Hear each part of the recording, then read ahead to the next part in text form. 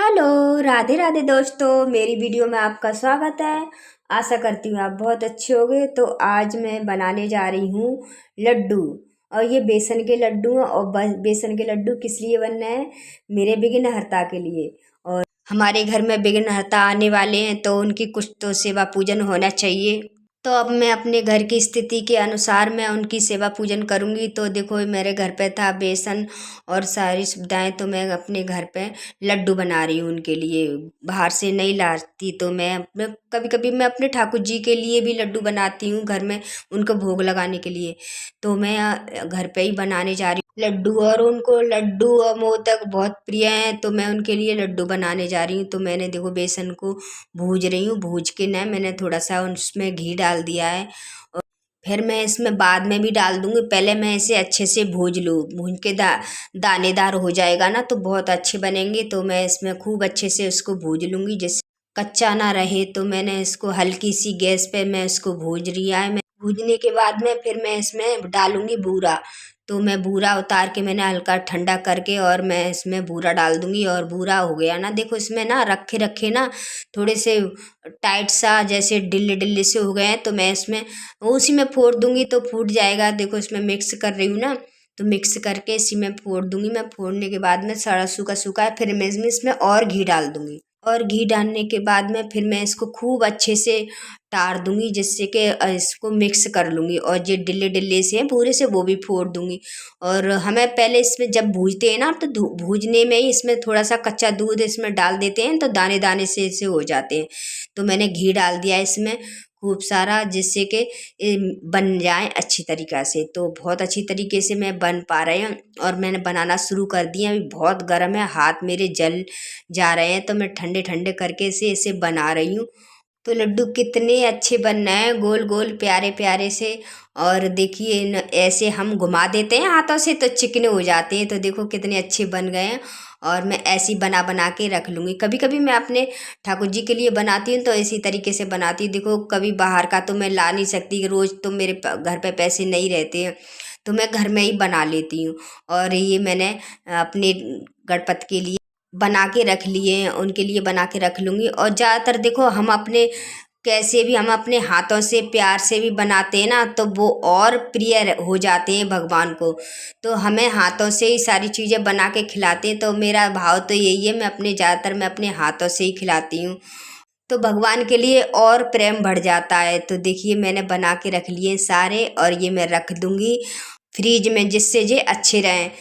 बाहर रखूँगी तो चींटियाँ वगैरह हो जाएंगी। तो दूसरे दिन है गणेश चतुर्थी। तो मैंने देखिए मिट्टी के बनाए हैं गणेश जी, और बहुत प्यारे लग रहे हैं, क्योंकि गणेश जी मैं लेके नहीं आ पाई। और कुछ मेरी स्थिति ऐसी थी, तो मैंने मिट्टी के ही बनाए हैं। और देखो बहुत अच्छी तरीके से मिट्टी के बना रही हूँ।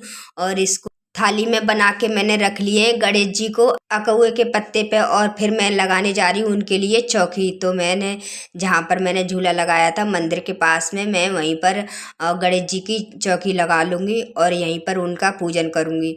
तो मैंने चौकी लगा के मैं उन्हें आसन दे दूँगी चावल का। तो सबसे पहले मैंने गणेश जी को आसन दिया है। और देखिए कितने प्यारे लग रहे हैं हमारे गणेश जी। और मैंने उनके सर पर मोर पंख भी लगा दिया है, और मिट्टी के बनाए हैं मैंने अकउआ के पत्ते पर। तो बहुत सुंदर लग रहे हैं, और थाली में ही बना दिए हैं, जिससे कि ये अच्छी तरीके से इसमें बैठे रहें। मैंने इनको जैसे मिट्टी भिगोते हैं, तो मिट्टी में मैंने घी वगैरह डाल के, और जब इनको मिट्टी को अच्छे से गूंद के चिकनी हो गई ना, तो उससे बनाए मैंने, जिससे कि ये टूटे ना। तो जैसे शिवलिंग भी बनाए थे ना, तो इसी वजह से। तो मैंने दीपक को जला दिया है। सबसे पहले हमें दीपक को जलाना चाहिए। और मैंने दीपक को थाली में प्लेट में रख लिया है, जिससे कि हमारी जे मतलब गंदी ना हो आसन। और मैंने उसी में धूप बत्ती लगा दी है उसमें मैंने, और फूल बिछा दिए हैं, और जिससे हमारा दीपक सुंदर लगे। और दीपक को देखो सुंदर लगना ही चाहिए, क्योंकि सबसे पहले और दीपक ही साक्षी होता है पूजा का।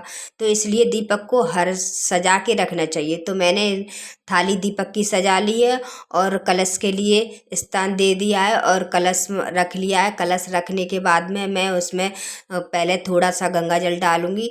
गंगा जल डालने के बाद में फिर मैं उसमें पानी भर दूंगी।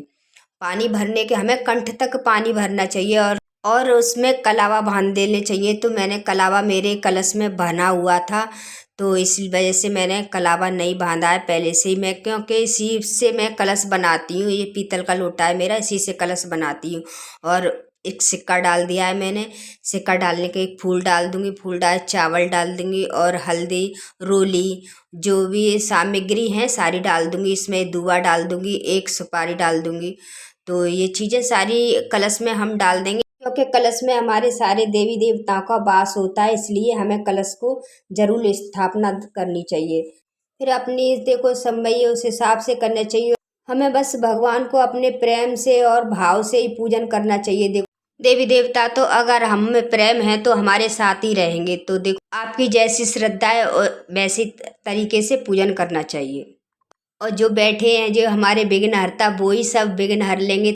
कोई भी पूजा पाठ हो या कोई शुभ कार्यक्रम हो या कुछ भी हम करें, सबसे पहले इन्हीं का नाम लिया जाता है। तो हमें बब्बा को जरूर घर में लाना चाहिए और जरूर उनका पूजन करना चाहिए। वैसे तो हम डेली रोजाना सुबह सुबह उठ के जब अपने पूजन करते हैं तो सबसे पहले उन्हीं का नाम लेके हम पूजन करते हैं। तो मैंने कलश को सजा लिया है। सजाने के बाद में और फिर मैं गणपति बप्पा को मैं स्नान करा दूंगी, पहले सादा जल से या पंचामृत से या दूध से। तो मैंने दूध से इनको स्नान करा लिया है और इसी तरीके से मैंने स्नान कराया है उनको। थाली में प्लेट लेकर के उनके ऊपर फिरा के और 5-7 बार मैंने उनको इसी तरीके से स्नान कराया। स्नान कराने के बाद में आप जनेऊ पहना दो, वस्त्र पहना दो, मतलब कलावे रूप में या किसी तरह। तो मैंने कलावे रूप में उनको जनेऊ पहना दिया, फिर उनको टीका कर दिया। चंदन का टीका करने के बाद में उनको फूल चढ़ा देंगे। फूल देखो हम जैसे हम पे माला है तो माला चढ़ा दो, नहीं तो माला है नहीं है तो अपने जैसे फूल हैं अलग अलग, तो मैं वैसे माला ही बनाने वाली थी।